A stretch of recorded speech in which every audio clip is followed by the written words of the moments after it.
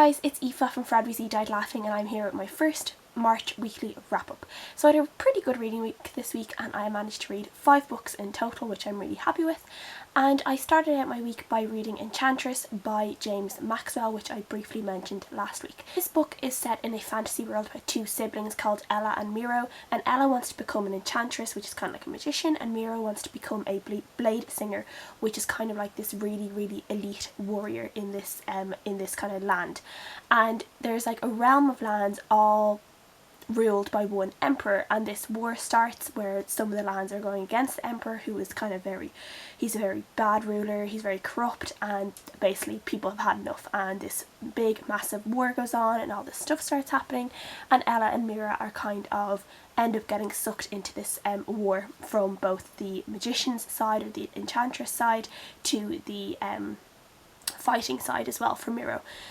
So yeah, there was a lot going on with this book. It was pretty long. It was about 630 pages, I think. For some reason I thought it was going to be 400 pages, and as I was reading it I was like going, this is taking me ages to read, why is it taking me so long to read?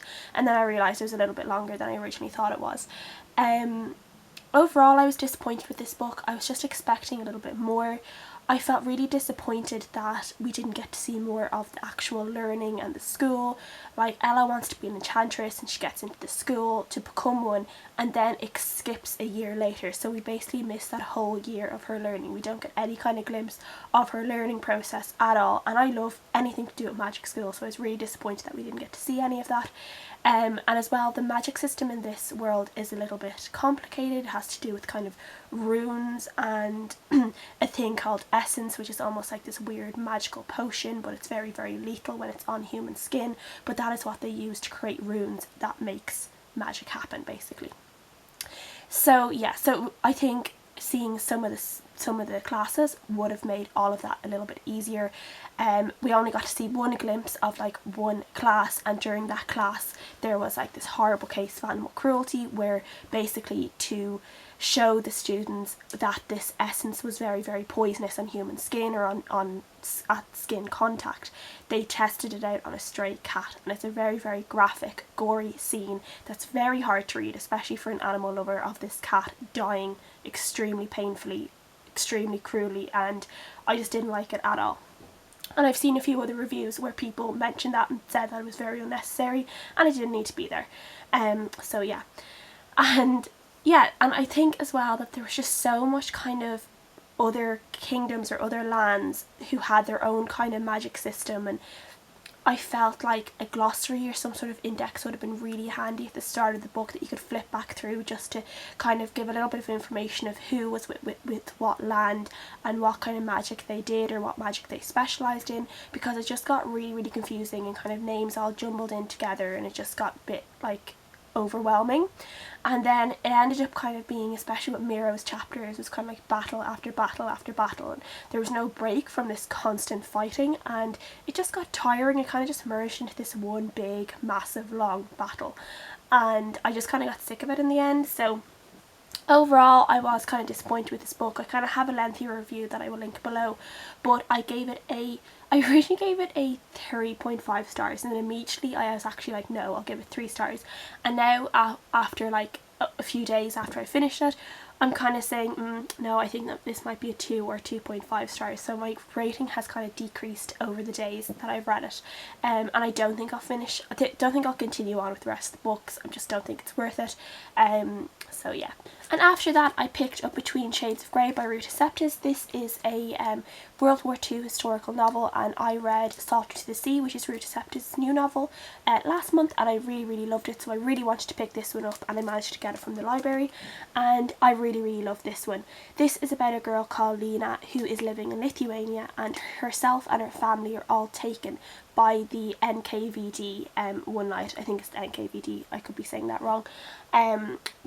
One day, and they are sent to these kind of work camps, and the only reason they were taken is because they are kind of an educated family and they were thought to be anti-Russian, so they basically took them and sent them to these camps to work in these really horrible conditions. They wouldn't quite be concentration camps, but they were treated quite badly in them. They were starving, they were punished, they were, you know, the women could be raped, they, like, it was just really, really horrible. There were some scenes in this book that were so hard to read because, you know, this isn't fiction, this happened, this is based on true events, and it's so hard to think that this happened to people, and this happened to people when no one else in the world really knew about it. And these people ended up staying in these camps for like over 10 years, which is absolutely insane. I didn't realise that people would have stayed in these camps for over 10 years because no one knew that they were there and no one knew what was happening, and it's just absolutely insane. And again, there was a little bit at the end of this book kind of saying how the Russian kind of control over lands in Lithuania, Latvia, etc. that only ended in 1991, which is the year I was born. So it's only been like 25 years since these countries were free of Russia control, which is also insane to think. I can't believe it's only been that short of a time. So yeah, I really, really enjoyed it. I gave it a 4 out of 5 stars. The only reason I didn't give it 5 stars is because I didn't really like the romance aspect in this book.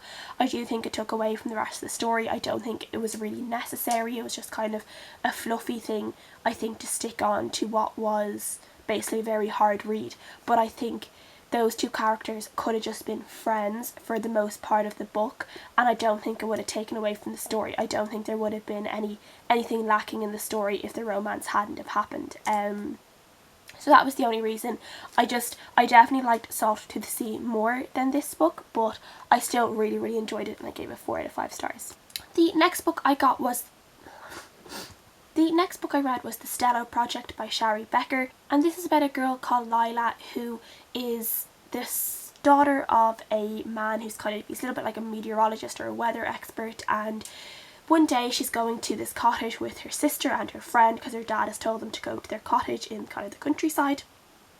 And all these weird storms start to happen, and her dad won't really tell her what's going on, and he's been very vague, and it turns out that there's something going on with the satellite systems that's making the weather go crazy and climate change go crazy, and her dad could have something to do with it. So Lila ends up kind of being left alone with her sister Flory, and she's trying to kind of look after them, and then she ends up going into this kind of weird kind of science research camp, and again she doesn't really think that there's something wrong. She feels like not everything is as it seems, and she needs to figure it out. She needs to figure out what the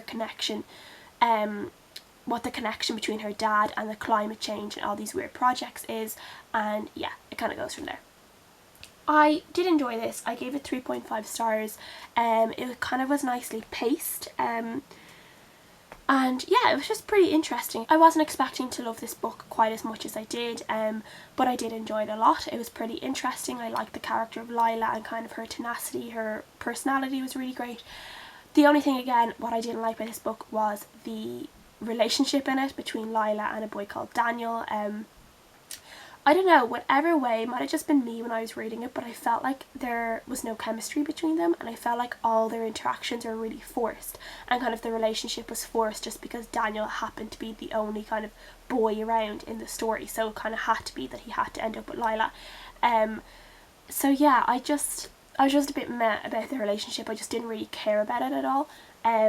So yeah, but I did really like the end kind of things come out near the end of the book, and you're kind of like, oh wow, okay. And that was really great to read, and I'm not sure if there's going to be another book. I don't think there is at the moment, but if there is one, I will read it.